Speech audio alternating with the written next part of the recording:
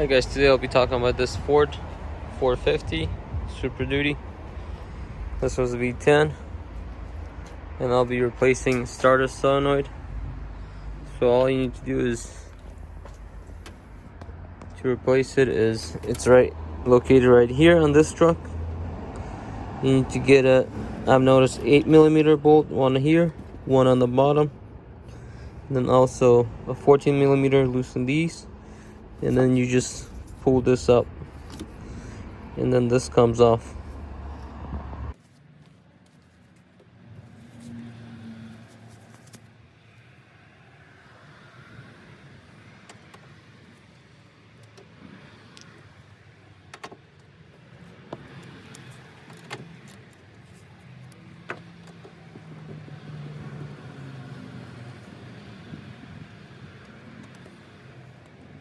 Like I said, this one was popped in here, so all you do is just wiggle it and pop it out.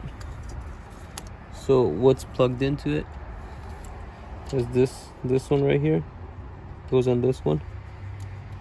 Put it aside. This one on the bottom.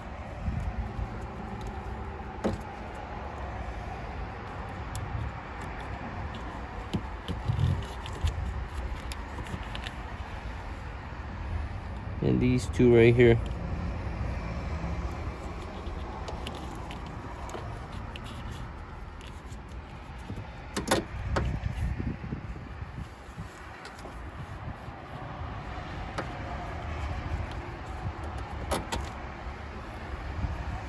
And there's one more on the yellow wire with black. And that's it. Then you take an 8mm. Some have two. I only have one bolt in there, so if you have two, there's gonna be one on the bottom.